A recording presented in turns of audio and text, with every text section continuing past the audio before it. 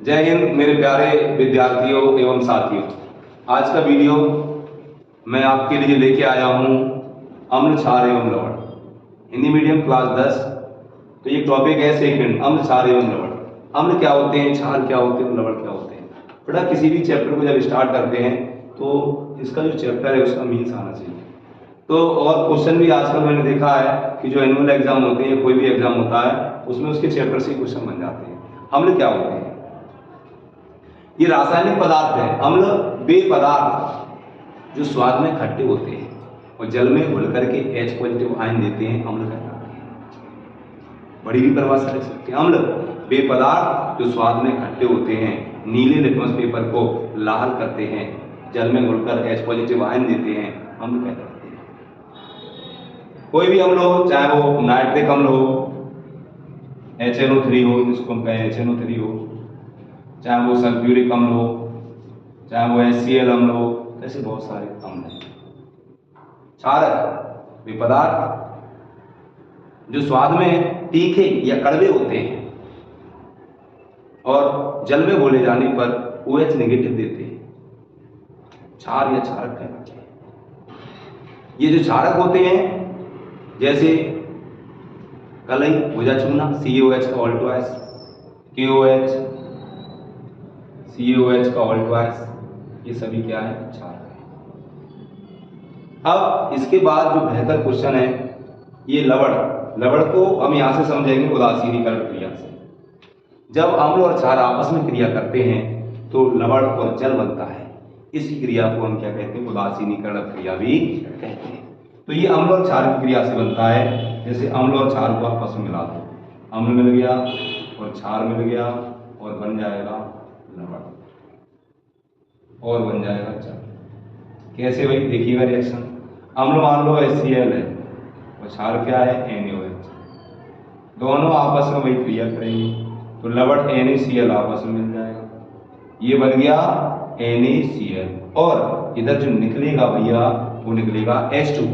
तो अम्ल और क्षार क्रिया करे और लवण और जल बनता है।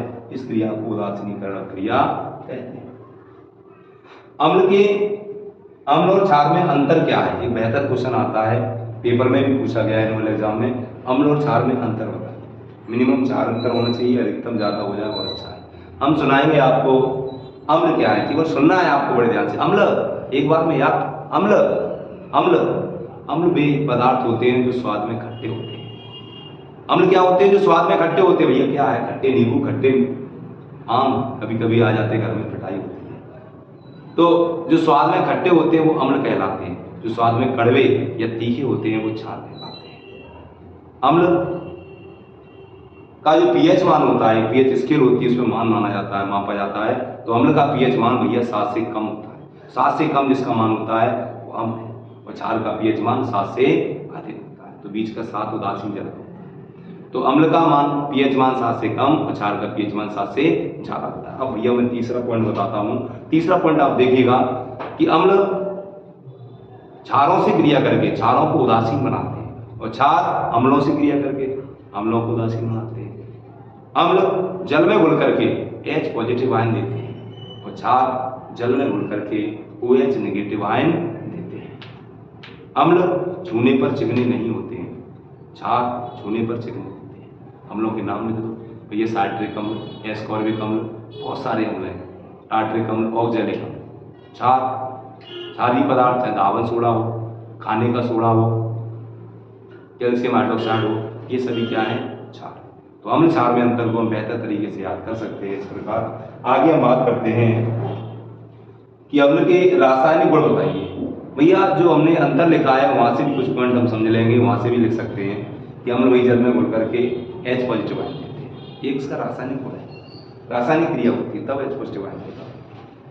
पहले ये धातु के साथ क्रिया, बिल्कुल क्रिया को हमने दिखाया है बड़ा सिंपल तरीके से कि जब अम्ल धातु के साथ क्रिया करते हैं तो लवण और हाइड्रोजन गैस उत्पन्न करते हैं। बहुत पूछा जाता है भैया कि अम्ल जब धातुओं से क्रिया करते हैं तो कौन सी गैस निकलती है, तो निकलती है हाइड्रोजन गैस। कौन सी निकलती है? तो अम्ल जब क्रिया करेंगे किससे, धातु से क्रिया करेंगे तो हाइड्रोजन गैस निकलती है।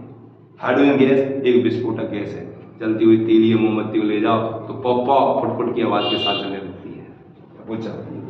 आगे हम बात करेंगे तो अम्ल की क्रिया जब धातु से होती है तो हाइड्रोजन गैस निकलती है और लवण बनता है।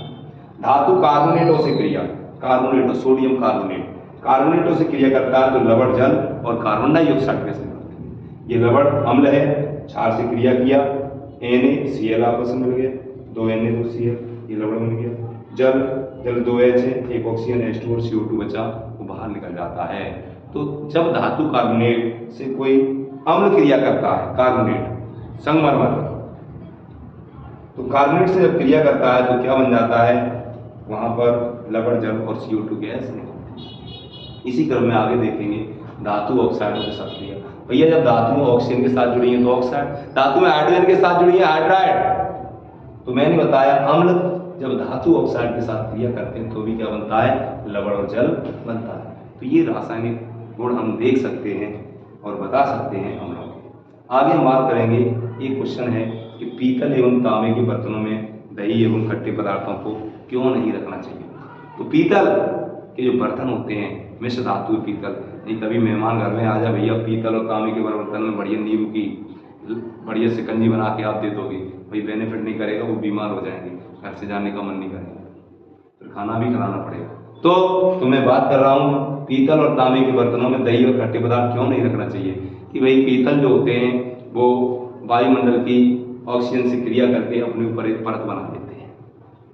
जब खट्टे पदार्थों को पीतल या तांबे के बर्तनों में रखते हैं तो खट्टे पदार्थों में उपस्थित अम्ल उन पीतल और तांबे के बर्तनों की ऊपरी परत से क्रिया करते हैं और क्रिया करके एक विषैला पदार्थ बना देते हैं। यह विषैला पदार्थ उस खट्टे पदार्थ में घुल जाएगा।